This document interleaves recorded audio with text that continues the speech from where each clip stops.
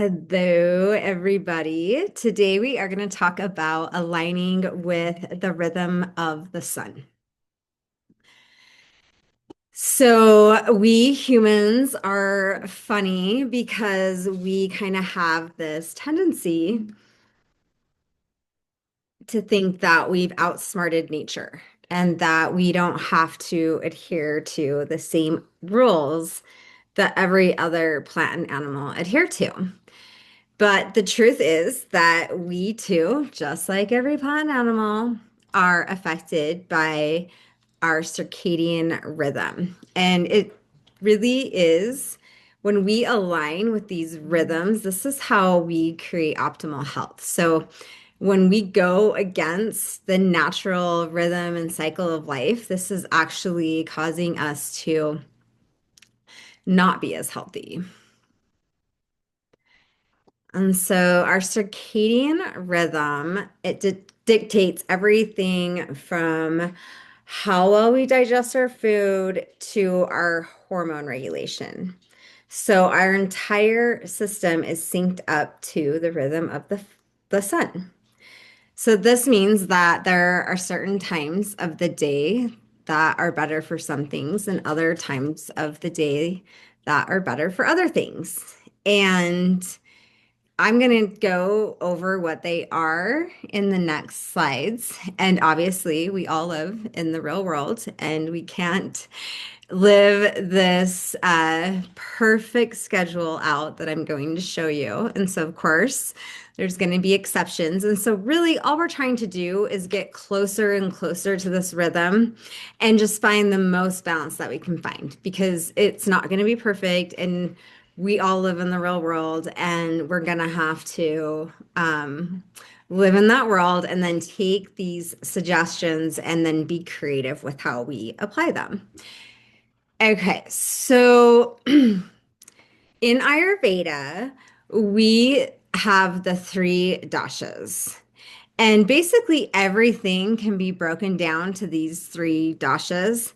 And we even have times of the day broken down into just described by these three doshas. So, vata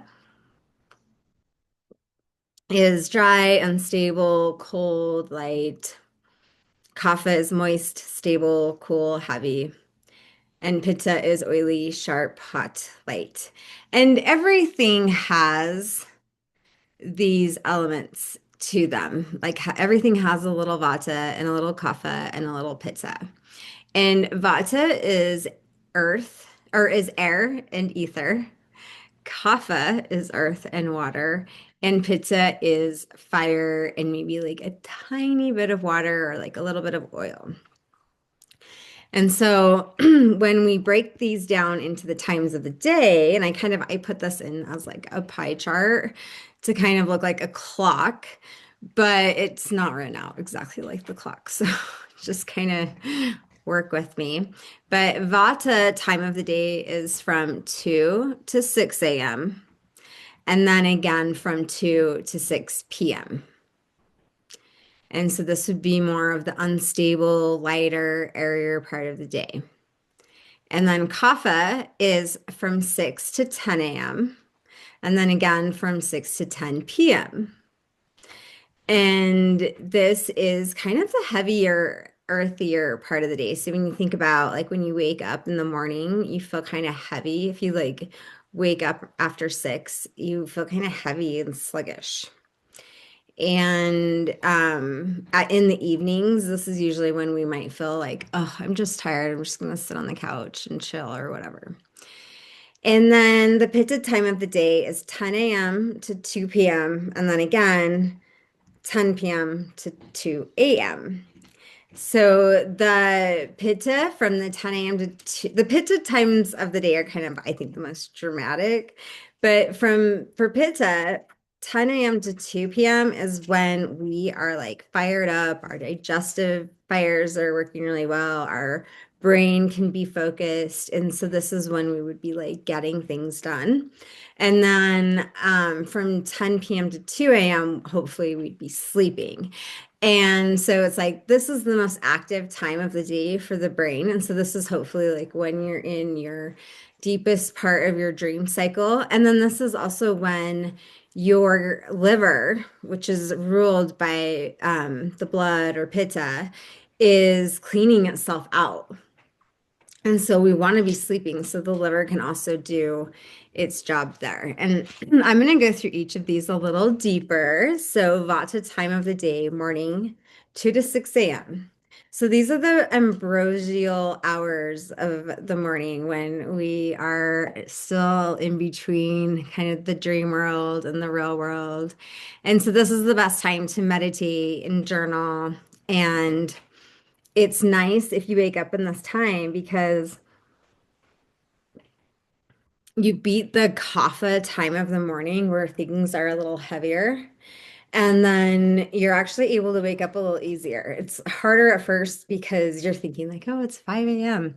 But initially, if you get up at this time, your brain will wake up faster. And then in the evening, so this is from 2 to 6 p.m. So this is a good time to go for a walk, make all of your appointments. So appointments being like if you have dental appointments or doctor appointments. And then it's also a good time to have, if you take appointments from other people, this is a good time to do your own appointments. And then social activities. So it's a good time to like meet for lunch or get together with friends or just be around people. And then the kapha time of the day. So this is morning from 6 to 10 or 6 a.m. to 10 a.m. So this is when you want to eat breakfast. So usually you want to eat breakfast within a couple hours of waking up. And then this is also a good time to exercise. And then this is also a good time to do chores. So if you have like I go around and clean the litter boxes in the morning and feed all the animals and then water the plants, it's just a good time to kind of walk around and put things together. And then in the evening from 6 to 10 p.m., this is a good time to take a bath, read a book, bedtime routine. And then pitta time of the day. So the morning is 10 a.m. to 2 p.m. And this is when we're going to be able to like have the most focus and work the best. And so this is the best time to do the hardest part of your job. Or if you're like in school, this is a really good time to study. And then this is when you want to have the biggest meal of the day. So this is when we want to have lunch. And this is just kind of a tip with the sun, when the sun's the highest in the sky, that's when our digestive fire is also the highest. And so we're going to be able to digest the biggest meal at this time. And we want to make sure we're giving ourselves enough nutrients to get through the rest of the day because when supper comes, we don't want to have a big giant meal at supper because that's what it is. It's like a supplement until the next day's breakfast. And so if we can eat a really good lunch, and then some of us, like I usually have to have some type of snack. So I will have a big lunch and then something around 3, and then I can have a small dinner. But anyway, so the biggest point here is this is a good time to do the hardest part of your work, to do your studies, and to have your big lunch. And then for as far as the evening goes or the nighttime goes, this is when you're hopefully sleeping. And there's really not anything else you should be doing at this time. Obviously, a lot of us are up after 10 and we catch that second wind. And the reason that you catch the second wind is because this is the pitta time of the day.